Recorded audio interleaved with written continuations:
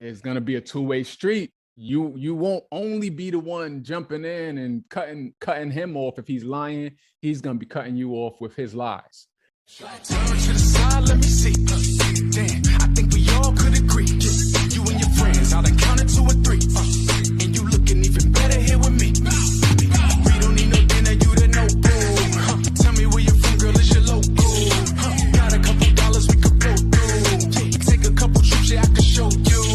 Jump in my Impala, get the backseat going. We just let the top down, getting top down, hold it.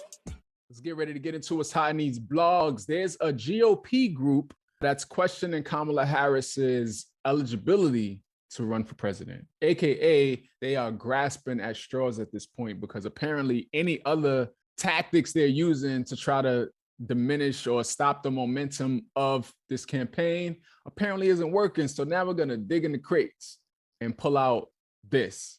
It's the National Federation of Republican Assemblies, also known as the NFRA, is a prominent Republican group. And they are arguing that Kamala Harris should not be eligible to run for president. As stated in Article 2, Section 1, Paragraph 5 of the U.S. Constitution, which reads in part, in order to become president of the United States, the president must be a natural-born citizen or a citizen of the United States at the time the Constitution was adopted.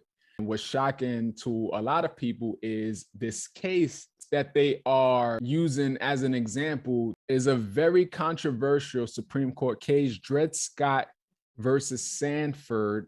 So in this ruling, the Supreme Court stated that enslaved people were not citizens of the United States and therefore could not expect any protection from the federal government or the courts. And they're using this decision as a reference to drive their point. This ruling is one of the most rivaled decisions in American legal history, as it denied citizenship and constitutional rights to African Americans, whether enslaved or free. They are claiming Kamala Harris should be disqualified because her parents were not U.S. citizens at the time of her birth. It's just ridiculous. Just another tactic is like, what's next? And also, as outrageous as this is that they are trying to use this case to prove their point, is bringing to light to me how a lot of these people, I'm talking the extreme racist people in this country who still don't look at us as American citizens. And it's the reason why a lot of these laws and all of these things never work in our favor. They weren't written with us in mind back when they were created. We weren't looked at as human, let alone citizens. So it's like, this is how y'all still view us after all these centuries. It's ridiculous. I doubt this hold any real weight at the end of the day, but let them have at it. We'll see what happens with it. Let's move on. What else is hot in these blogs? Speaking of Kamala Harris, this debate that's supposed to go down on September 10th on ABC between Kamala Harris and 45, aka Donald Trump.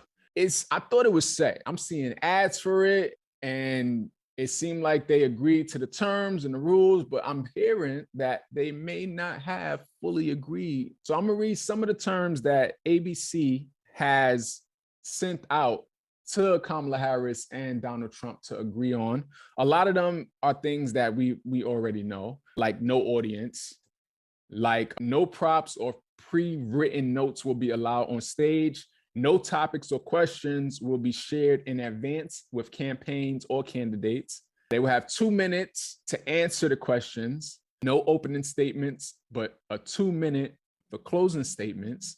And candidates' microphones will be live only for the candidate whose turn it is to speak, and muted when time belongs to the other candidate. And that is the one rule that apparently they are disagreeing on.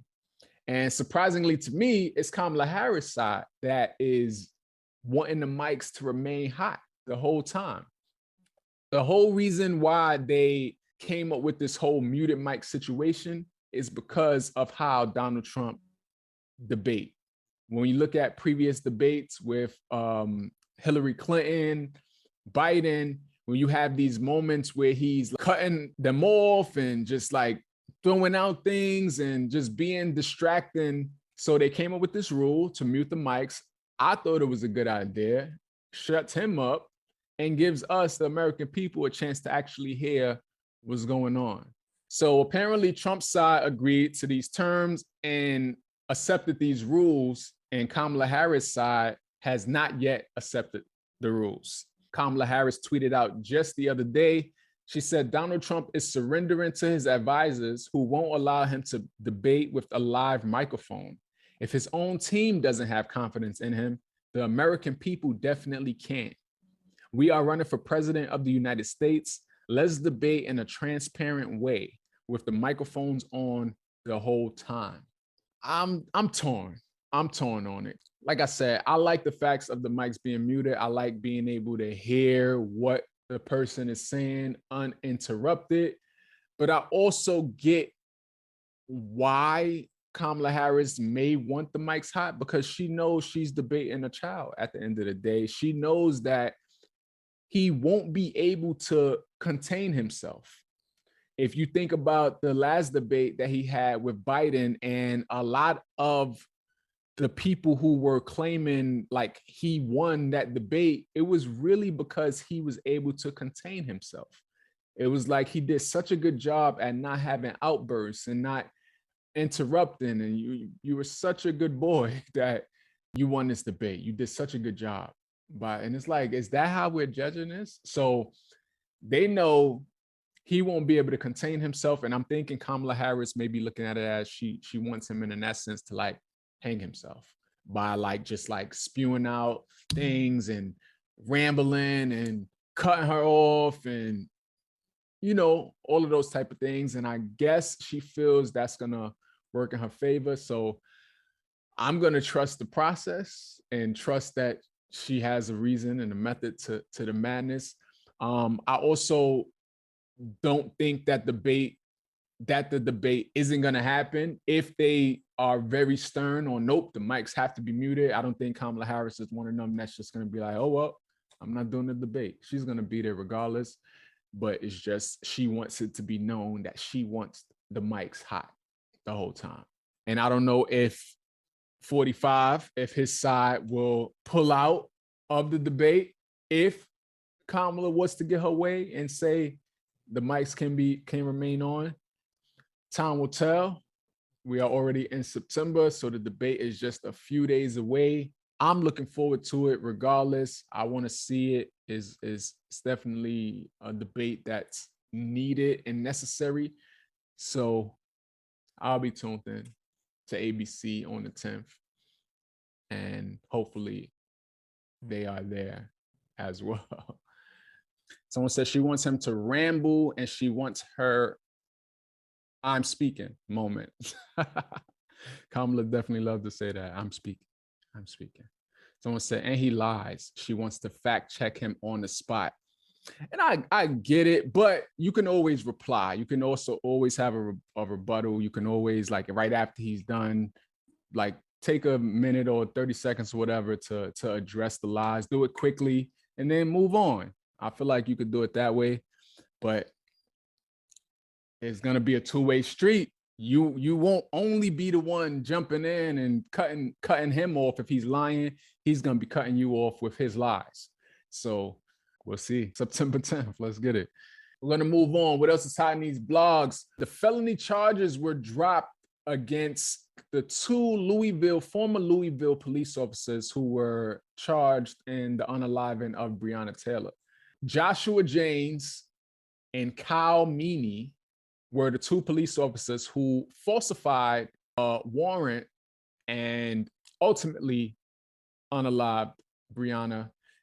U.S. District Judge Charles Simpson has dismissed the major felony charges against them, and he is actually blaming Breonna Taylor's boyfriend, Kenneth Walker, as the cause of Breonna's death, because Kenneth Walker fired the first shot, which opened the door for them to let off this barrage of bullets.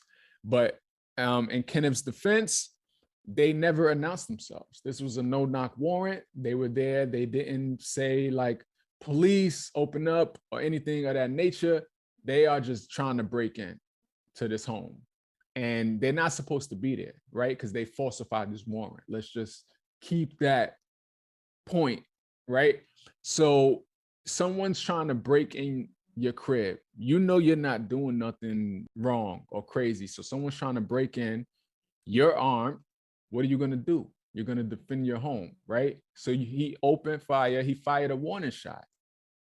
And then they let off, as I mentioned, a barrage of bullets, ultimately hitting and unaliving Breonna Taylor. And for this judge, how can you stop there? You can say if the boyfriend never fired that round, they would have never fired, Breonna would still be here. How about you take it a step further? If they would have never falsified this warrant, they would have never been there in the first place. They would have never been trying to break into this crib. He would have never fired the shot. They would have never fired back, unaliving Breonna. Take it all the way to the beginning. How you stopping there? Like, make it make sense.